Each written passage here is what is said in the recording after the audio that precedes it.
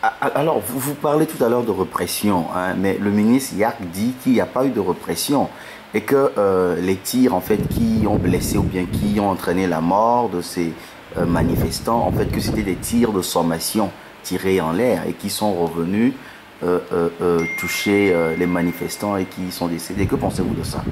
Monsieur le journaliste, on ne peut jamais dire ça devant un enfant de 5 ans, c'est ça. Vous savez, Yark, nous le connaissons très bien. Yark est toujours dans son rôle de comment dirais-je, L'avocat du diable? avocat du diable. Et Yark, qu'est-ce qu'il a fait? Quel est le passé de Yark? Nous connaissons tous Yark. Nous connaissons ce que Yark a fait dans ce pays jusqu'à aujourd'hui. Donc, ce que Yark peut dire, c'est ça qu'il a dit. C'est ça. Et que peut-on dire alors du ministre André Johnson, que peut-être vous connaissez, hein? Oui, André, je connais très bien André, mais j'écoute André aussi sur les médias. Mais, ils sont, vous savez, chez nous, comme on le dit, on ne scie pas l'arbre sur lequel on est assis. Donc, je crois qu'en Afrique, ou bien au Togo surtout, on n'a pas le courage de critiquer le gouvernement dans lequel on est. C'est ça leur problème. Je crois qu'après, l'André nous dira la vérité. Alors, ne pensez-vous pas que ces crises-là, hein, peuvent emporter le régime de M. Faure Gnassingbé? Non, c'est des signes que Faure n'est pas élu, que le peuple togolais n'a pas voté pour Faure Gnassingbé.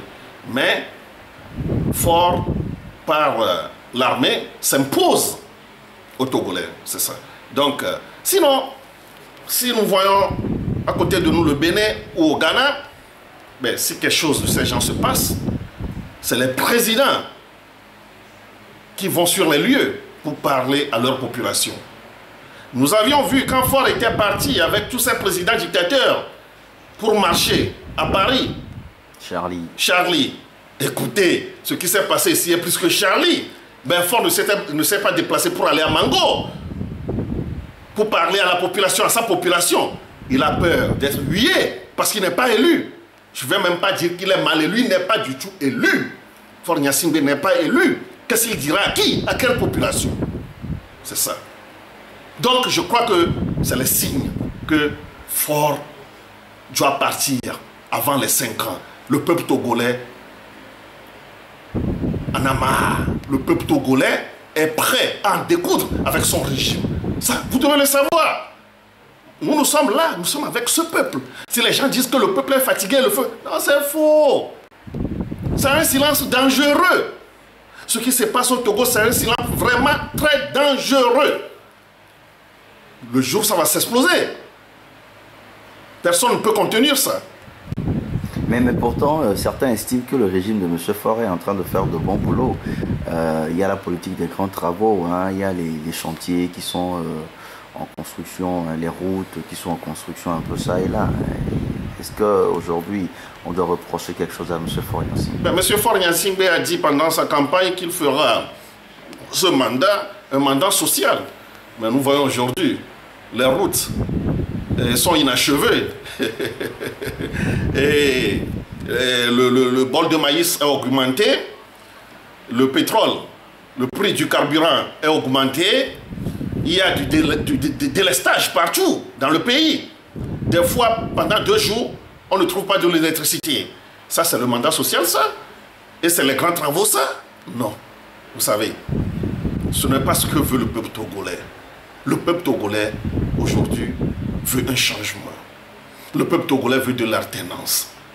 Si vous êtes là, Kadhafi a tout donné au peuple libyen. Mais tant que ce peuple ne se sent pas libre, qu'est-ce qui s'est passé? Donc c'est ce qui se passe chez nous ici. Faure et sa minorité qui montre, qui dit aux gens qu'ils font quelque chose, qu'ils veulent faire montrer à l'opinion internationale, qui travaillent, qui donnent des contrats aux gens de l'extérieur. Mais le peuple togolais ne mange pas à sa faim.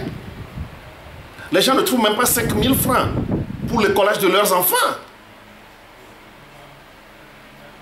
Tout ça là, on ne peut jamais dire qu'on veut faire un mandat social. Non, ça ne s'entend pas bien. Donc je peux vous dire que Faure Gnassingbé doit tout faire, comme j'ai l'habitude de le dire, de sortir par la grande porte. Sinon, le peuple va le faire sortir par la petite porte. Alors, peut-être une dernière question, honorable. Alors, dites-nous, depuis un certain temps, à Lomé, particulièrement dans les Lomé et ses environs, on sent une insécurité totale. Des braquages par ici et là. Quelle analyse faites-vous par rapport à ça? Ah ouais, vous savez, si le pays est mal gouverné, c'est des choses qu'on voit. C'est ça. Les jeunes ne trouvent pas à faire. Chaque fois même, c'est le régime même qui crée aussi cette insécurité. Nous avions vu la semaine passée, la police a tiré sur un véhicule qui transporte du boudet, du carburant frélaté. Mais ces jeunes, c'est ça qu'ils mangent. Il n'y a pas du travail dans le pays. Et vous les empêchez. Qu'est-ce que vous voulez qu'ils fassent? Que voulez-vous que ces jeunes fassent?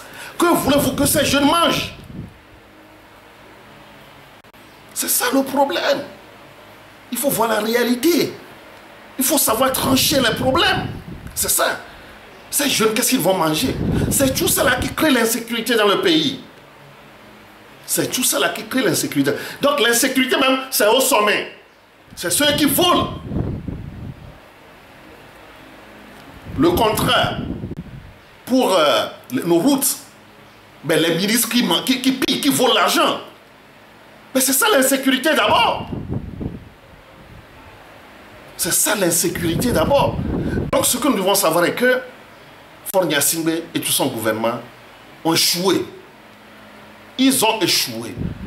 Et si Faure ne sait pas faire, il va partir rapidement.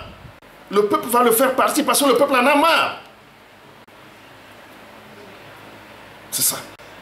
Parce que le peuple ne sait plus à quel sens se vouer. Donc ce peuple va se chercher.